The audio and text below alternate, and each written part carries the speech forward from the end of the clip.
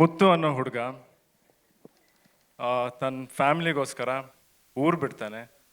ಊರು ಬಿಟ್ಟು ಕಷ್ಟಪಡಬೇಕು, ದುಡಿಬೇಕು, ತನ್ನ ಫ್ಯಾಮ್ಲಿನ ಸಾಕಬೇಕು ಅಂತ ಆಚೆ ಬರ್ತಾನೆ. ದುಡಿತಾನೆ, ದೊಡ್ಡದಾಗಿ ಬೆಳೀತಾರೆ, ತುಂಬ ದೊಡ್ಡದಾಗಿ ಬೆಳೀತಾರೆ. ಬೆಳೆದ ಮೇಲೂ ಮನ್ಸಲ್ಲಿ ತನ್ನ ಮಗುನ ಯಾವಾಗಲೂ ಇಟ್ಕೊಂಡಿರ್ತಾರೆ. ಇದು ಎಕ್ಕ ಚಿತ್ರದ ಕತೆ ಅಲ್ಲ, ನಮ್ಮ ತಾತ ಮುತ್ತುರಾಜ್ ಅವ್ರ ಕತೆ. ಅದೇ ಥರ ಒಂದು ಒಳ್ಳೆತನ ಅಥವಾ ಒಂದು ಒಳ್ಳೆ ಉದ್ದೇಶ ಇದ್ದಾಗ ಒಳ್ಳೆಯವ್ರ ಜೊತೆಗೆ ಸೇರ್ತಾರೆ ಅಂತ ಯಾವಾಗಲೂ ಹೇಳ್ತಾರೆ. ಅದೇ ಥರ ಒಂದು ಒಳ್ಳೆ ಉದ್ದೇಶ ಇಟ್ಕೊಂಡು ನಾವೆಲ್ಲ ಬಂದ್ವಿ. ಅದೇ ಥರ ಎಲ್ಲ ಒಳ್ಳೆಯವ್ರು ಇಲ್ಲಿ ಒಟ್ಟಿಗೆ ಸೇರಿದ್ದೀವಿ.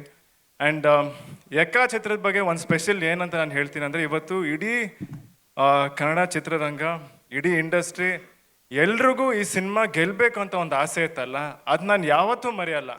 ಏನಕ್ಕೆ ಪ್ರತಿಯೊಬ್ಬರಿಗೂ ಈ ಸಿನಿಮಾ ಗೆಲ್ಲಬೇಕು ಅಂತ ಅನಿಸ್ತಿದೆ? ಯಾಕಂದರೆ ಇದನ್ನ ಬರೀ ನಮ್ಮ ಸಿನಿಮಾ ಅಂತ ನೋಡ್ತಿಲ್ಲ, ಇದು ಎಲ್ಲರೂ ಸಿನಿಮಾ. ಎಕ್ಕ ಸಿನಿಮಾ ಒಂದು ಗೆಲ್ಲು ಅಂದರೆ ಕನ್ನಡ ಇಂಡಸ್ಟ್ರಿ ಗೆಲ್ತು ಅಂತ, ಒಳ್ಳೆ ಚಿತ್ರ ಗೆಲ್ತು ಅಂತ. ಅದೇ ನೀವು ಹೇಳ್ತಿದ್ರಿ ಜನ ಬರ್ತಿಲ್ಲ, ಥಿಯೇಟ್ರಿಗೆ ಬರ್ತಿಲ್ಲ, ಒಳ್ಳೆ ಸಿನಿಮಾ ಬರುತ್ತೆ ಅಂತ.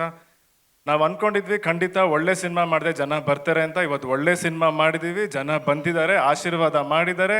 ಇದನ್ನು ಯಾವತ್ತೂ ನಾವು ಮನಸ್ಸಲ್ಲಿ ಇಟ್ಕೊತೀವಿ.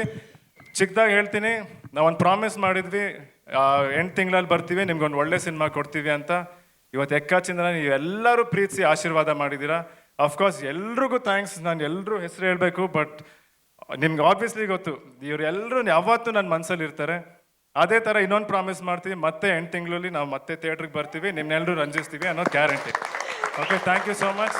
ನಮ್ಮ ಅಪ್ಪ ಅಮ್ಮ ಯಾವಾಗಲೂ ನಮ್ಮ ಮನಸ್ಸಲ್ಲಿ ಇರ್ತಾರೆ. ನಮ್ಮ ಅಣ್ಣ Ashwini aunty, thank you. Vajreshwari combines ಖಂಡಿತ ಸೂಪರಾಗಿ ಹೋಗುತ್ತೆ ಇನ್ನು ಮುಂದೆ ಇಲ್ಲಿಂದ.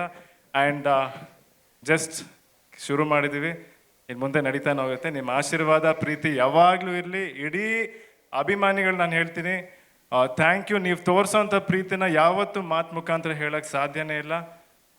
ಅದು ಯಾವಾಗಲೂ ನಮ್ಮ ಮನಸ್ಸಲ್ಲಿ ಇರುತ್ತೆ. ಆ್ಯಂಡ್ ಅವ್ರು ಹೇಳಿದ್ರು ಆಗಲೇ ಇಲ್ಲಿ ಹಾಕಿದ್ದಾರೆ, ಮುಗ್ಧತೆಯ ಸಂಭ್ರಮ ಅಂತ.